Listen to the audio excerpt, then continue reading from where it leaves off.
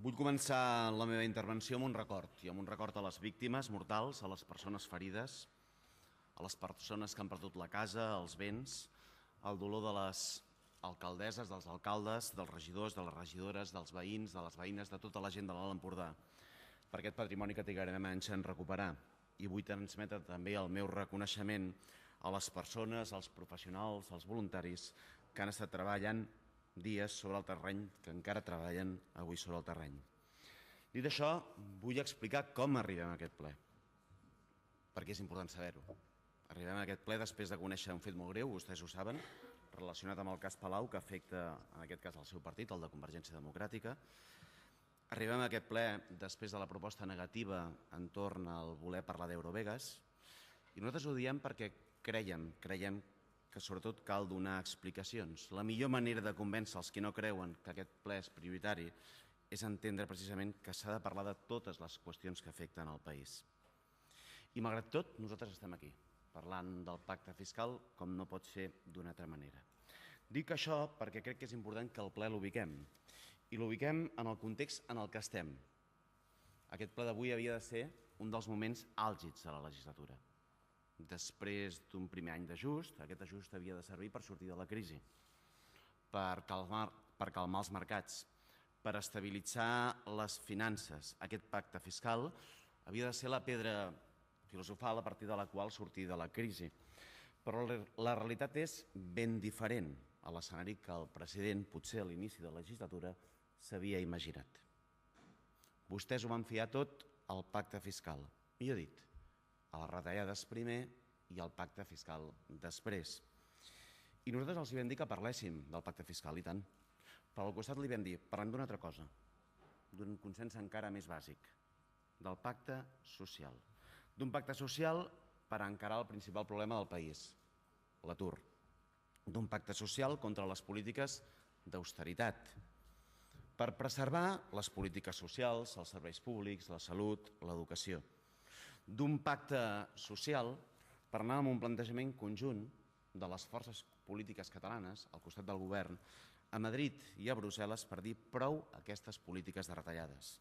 D'un pacte social per tocar de forma immediata la política d'ingressos, que ens permetés madurar de forma immediata la nostra estructura fiscal, amb major progressivitat.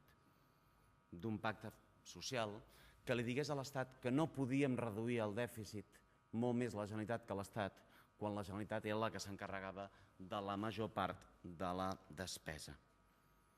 I no parlant de 2 dècimes, sinó d'un diferencial substancial. Però vostès no van voler.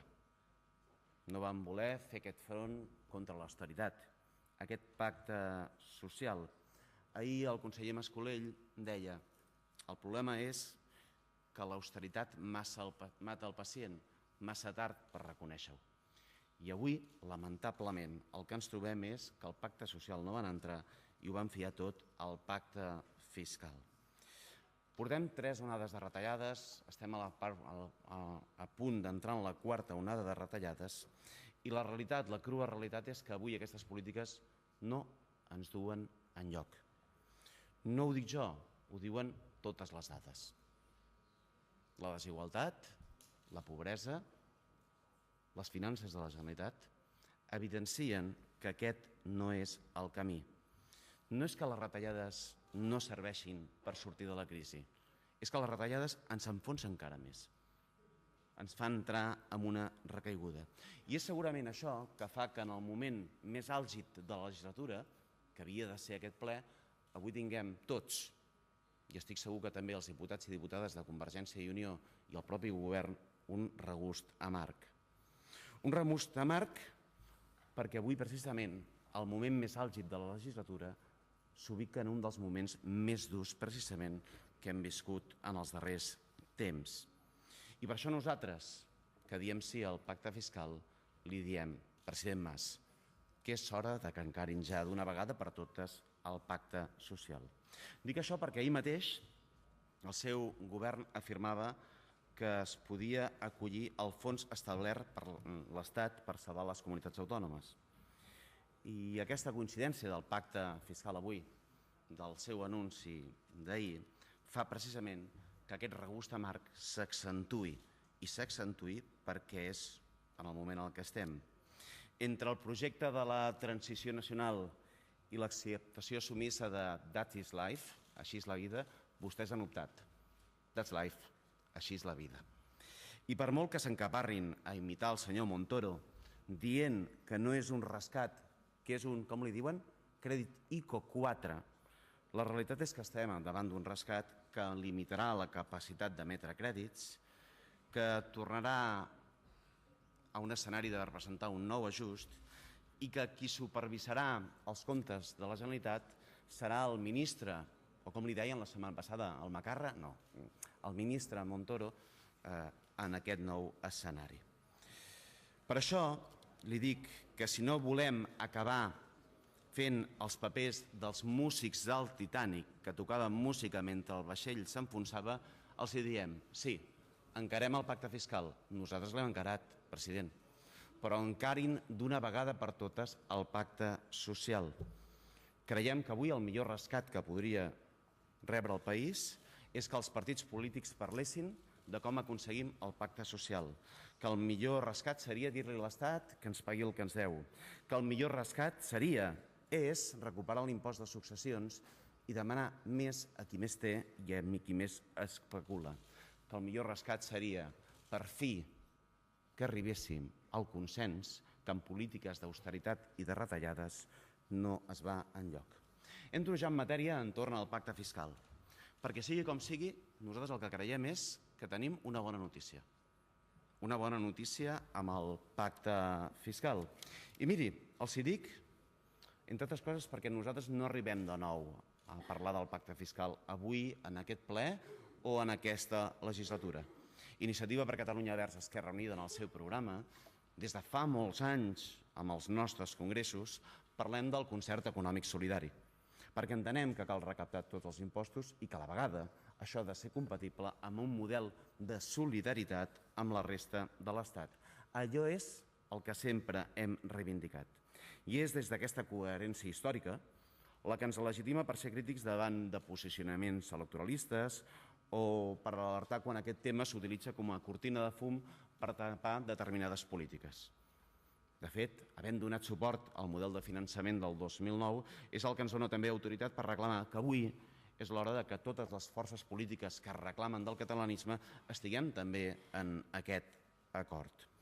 I per nosaltres, avui, la proposta de pacte fiscal ens permet donar resposta a molts dels reptes del país. Sí, hauríem d'arribar al pacte fiscal pel dèficit fiscal, per l'existència d'un dèficit fiscal, tot i que aquest dèficit fiscal sovint s'exagera o es magnifica, potser per justificar determinades polítiques. Però aquest és un bon motiu. Podríem arribar a la proposta del pacte fiscal perquè les raons de crisi econòmica, d'aquests 4 dilatats anys de crisi econòmica, ens fan pensar que un model de finançament més just ens permetria, ens ajudaria a sortir una mica millor de la crisi. Però tampoc ens enganyem, no ens permetria precisament fer totes les polítiques que hem de fer sense una política redistributiva i una reorientació de les polítiques. La reivindicació del pacte fiscal, a més, és transversal en la societat. Un altre motiu per arribar. O avui, la reivindicació del pacte fiscal és justa perquè la redistribució entre la despesa de la Generalitat i els ingressos que rep és profundament inequitativa, no és raonable. Però mirin, hi ha un argument central pel que arriba aquest pacte fiscal. La deslleialtat, la reiterada deslleialtat institucional dels respectius governs de l'Estat. Mirin, el 2009 vam fer un pas endavant, i un pas endavant que va significar un element de millora substancial respecte als models que havíem tingut de forma anterior. Es van multiplicar per 5 els guanys obtinguts amb els acords previs entre els governs de Convergència i Unió i Partit Popular. Vam aconseguir, entre diferents fons, més de 4.000 milions d'ingressos, un 2% del PIB. La millora va ser substancial. I és veritat que aquesta millora va quedar aigualida pels efectes de la crisi, però sobretot va quedar clarament alterada per la deslleialtat institucional del govern central. Doncs bé, nosaltres el que hem de dir és que tot i que es va millorar, tot i que vam aconseguir que s'avancés de forma substancial en el respecte al principi d'ordinalitat, tot i que vam aconseguir un major pes en la cistella d'impostos, és cert que la reiterada deslleialtat institucional ha alterat la fortalesa i la força d'aquell bon acord de model de finançament. Aquest és per nosaltres el principal argument. La falta de cultura federal a Espanya, per part dels governs socialistes o dels governs del Partit Popular. I això és el que ens fa dir avui, més clar que mai, que cal que hi hagi un pas endavant substancial. Perquè la realitat és que el no respecte, el no pagament dels fons de competitivitat, d'infraestructures, fa que precisament haguem de donar aquest pas endavant a l'hora precisament d'un model de concert econòmic que nosaltres entenem que és un model de concert econòmic solidari. I és aquest element el que ens permet, el que ens ha de permetre guanyar competitivitat, creixement, benestar, donar-nos més eines per la cohesió social i també tot això dependrà, com és obvi, de la majoria de la correlació de forces que hi hagi en aquest Parlament i de les orientacions de les polítiques que es facin. No com una vareta màgica que ho arregla tot, no ens enganyem. Avui el problema que té Catalunya és que s'ubica en el consens d'unes polítiques d'austeritat que no ens duen enlloc, però sí com un element que pot millorar i que pot donar marge de maniobra precisament per millorar de forma substancial. És des d'aquestes raons i des d'aquesta trajectòria que des d'Iniciativa Verds i des d'Esquerra Unida fem una valoració positiva de l'acord. I entenem que avui fem un pas endavant. Un pas endavant que serà difícil que es transiti. Un pas endavant que es dona en un context advers. Nosaltres no fem volar coloms i diem no, ara és el moment, ara és més fàcil. No, ara és molt més complicat. No ens enganyem. Però un pas endavant que el que intenta precisament és aconseguir allò que és just i aquell instrument que ens ajuda a sortir de la crisi sempre i quan hi hagi un govern amb sensibilitat social i un govern, des del nostre punt de vista, que ha de reorientar les polítiques. Nosaltres entenem que és important que recaptem tots els impostos, que ho fem amb una agència tributària pròpia, que ho fem des del principi de progressivitat fiscal que hem incorporat en el text i que és un element clarament positiu. Entenem que és positiu també que hi hagi una aportació catalana, que més es faci amb un model de concert econòmic que inclogui la solidaritat, que es destini aquesta solidaritat als serveis bàsics, que es tingui en compte l'esforç fiscal de les altres comunitats autònomes, que s'estableixi, a més, un sistema de finançament dels ens locals, incorporant aquest element com un element central, sense entendre abans, i creiem que ara amb el text es millora, que precisament sense aquest finançament dels ens locals no podem aconseguir els reptes, els objectius que tenim com a societat.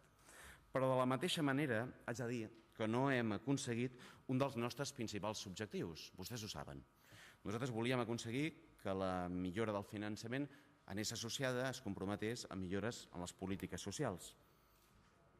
Per això nosaltres instàvem a destinar els nous recursos que generi el nou model a la consecució de l'objectiu prioritari d'assolir els nivells de despesa social corresponents als països del nostre nivell de renda a la mitjana de la Unió Europea.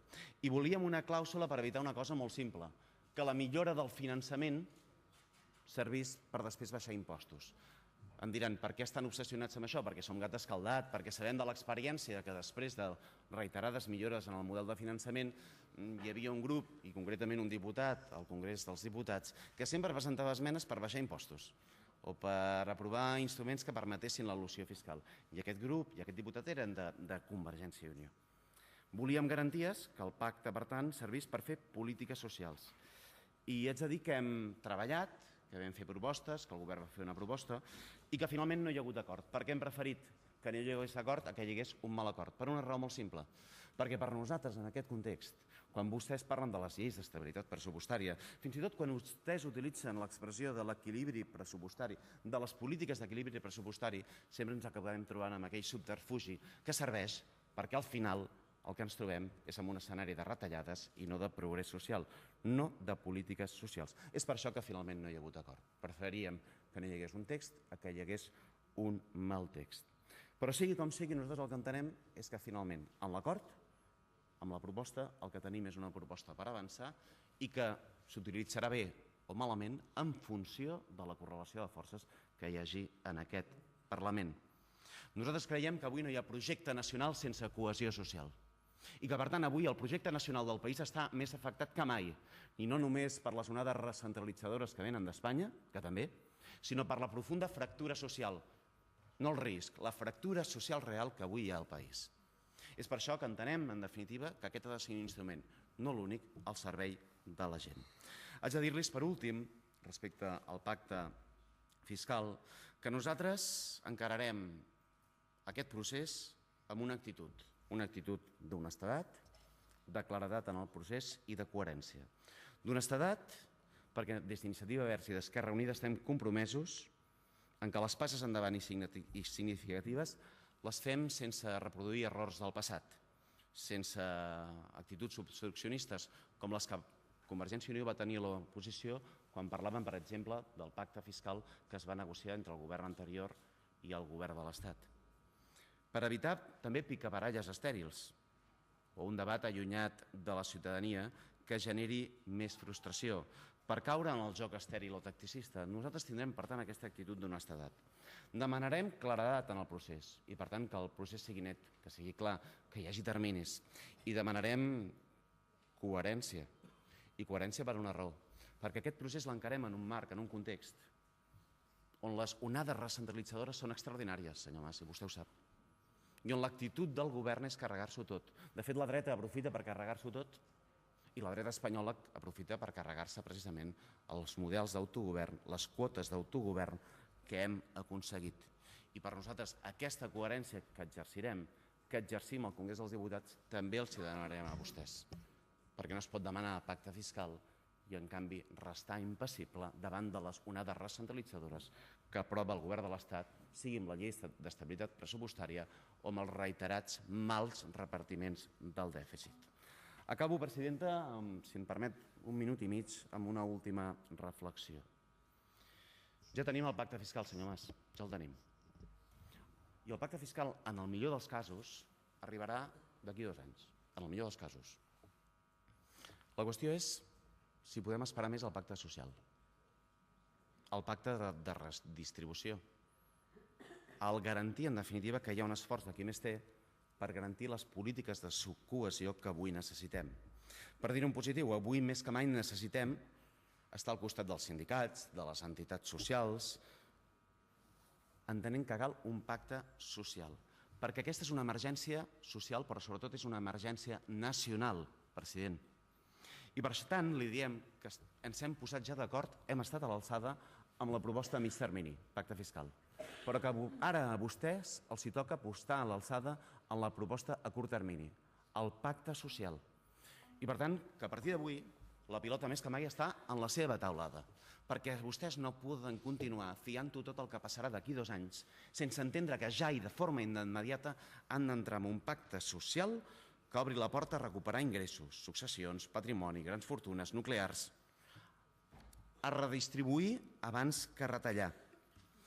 I una proposta que signifiqui que anem a Brussel·les i que anem a Madrid a dir prou a l'austeritat.